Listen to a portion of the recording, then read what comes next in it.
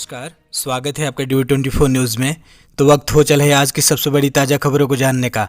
यदि इससे पहले कि आप हमारे चैनल पर नए हैं तो चैनल को सब्सक्राइब करके बेल आइकन को दबा दें ताकि सभी प्रकार के लेटेस्ट न्यूज़ की जानकारी मिलती रहे।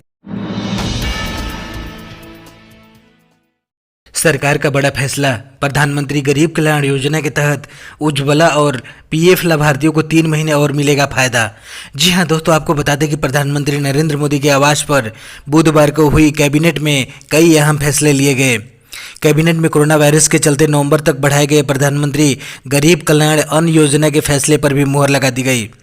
इससे पहले 24 जून को केंद्रीय मंत्रिमंडल की बैठक हुई थी, जिसमें 15,000 करोड़ रुपए की पशुपालन और संरचना विकास निधि की स्थापना की मंजूरी दे दी गई थी। गरीबों और जरूरतमंदों को निरंतर सहायता की आवश्यकता को देखते हुए कैबिनेट ने प्रधानमंत्री गरीब कल्याण अन्न योजना के विस्तार की मंजूरी दे दी है। इसे जुलाई 2020 से नवंबर 2020 तक आगे के 5 महीने के लिए बढ़ा दिया गया है। अब तक अप्रैल में लगभग 74.3 करोड़ लाभार्थी, मई में 74.75 करोड़ और जून 2020 में लगभग 64.72 करोड़ लाभार्थियों को इस योजना से लाभ मिला है। भारत में अगले साल फरवरी से रोज आएंगे 2.87 लाख कोरोना के केस। जी हां दोस्तों, आपको बता दें कि कोरोना वायरस की वैक्सीन अगर अगले साल की शुरुआत तक भारत को हाथ नहीं लगी तो भारत बहुत बुरे दौर से गुजर सकता है। Massachusetts institute of technology MIT के शोधकर्ता के मुताबिक इन हालातों में फरवरी 2021 से भारत में कोरोना वायरस के 2.87 लाख मामले प्रतिदिन दर्ज हो सकते हैं।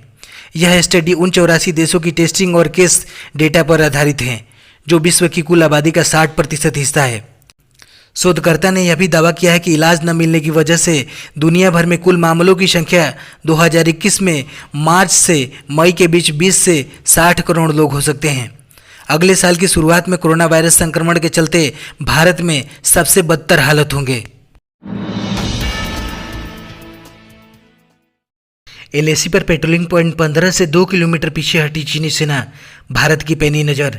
जी हां दोस्तों, आपको बता दें कि पूर्वी लद्दाख में line of actual control LAC पर तनाव धीरे धीरे कम होता नजर आ रहा है। पेट्रोलिंग पॉइंट 15 से भारत और चीन की सेनाओं के बीच डिसएंगेजमेंट की प्रक्रिया पूरी हो गई है।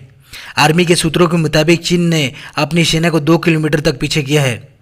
इस बात की संभावना जताई जा रही है कि चीनी सेना हॉट स्प्रिंग में से पेट्रोलिंग पॉइंट 17 और 17A से भी पीछे हटने की प्रक्रिया शुरू कर देगी। अगले 2 या 3 दिनों से इन जगहों से दोनों देश की सेनाएं पीछे हट जाएगी। इससे पहले चीनी सेना पेट्रोलिंग पॉइंट 14 से भी करीब 2 किलोमीटर पीछे हटी थी। कमांडर स्तर की बातचीत और राष्ट्रीय सुरक्षा सलाहकार अजीत डोभाल और चीनी विदेश मंत्री के बीच अपने अपने सैनिकों को पीछे हटाने पर सहमति बनी थी। इसके तहत LAC पर दोनों देश के सैनिकों के बीच करीब 3 किलोमीटर तक का बफर जोन बनाए रखना है, ताकि गलवान घाटी में 15-16 जून की रात को खूनी संघर्ष जैसी नौबत को टाला जा सके। सरकार शहरी प्रवासियों और गरीबों को किफायती किराए पर उपलब्ध कराएगी घर, कैबिनेट से मिली मंजूरी।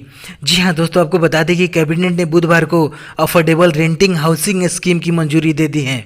इस स्कीम में शहरी प्रवासियों और गरीबों के लिए किराए पर घर विकसित किए जाएंगे। यह योजना प्रधानमंत्री आवास योजना की उप योजना के रूप में है।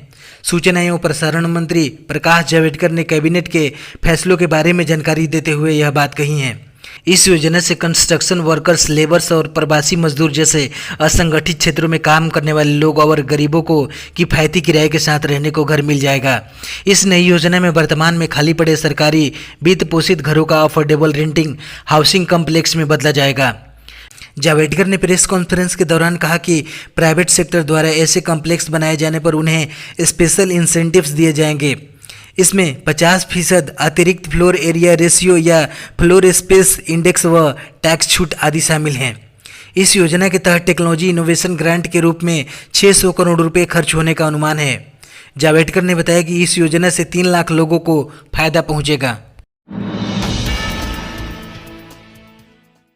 बिहार की राजधानी पटना में 7 दिनों का लॉकडाउन शुक्रवार से होगा लागू। जी हां दोस्तों, आपको बता दें कि कोरोना वायरस के बढ़ते मामलों को देखते हुए बिहार की राजधानी पटना में 7 दिन के लिए लॉकडाउन की घोषणा कर दी गई है। पटना में शुक्रवार को 10 जुलाई से गुरुवार 16 जुलाई तक लागू रहेगा। बता दें कि बिहार में कोरोना वायरस के 12,570 मामले हैं और अब तक 104 लोगों की जान चली गई है। बिहार में फिलहाल 3,182 एक्टिव मामले हैं और अब तक 9,000 से अधिक लोग इलाज के बाद ठीक हो चुके हैं। उधर दुनिया भर में सबसे ज़्यादा कोरोना वायरस के मामलों में भारत तीसरे नंबर पर चल रहा है। भारत में इस वायरस से कुल संक्रमितों की संख्या तेजी से बढ़ते जा रही है। देश में पिछले 24 घंटे में संक्रमण के 22,752 नए केस सामने आए हैं। वहीं 482 लोगों की मौत हुई है। ये नए केस के सामने आने के बाद देश में कोरोना वायरस के कुल 7,42,417 मामले हो गए हैं।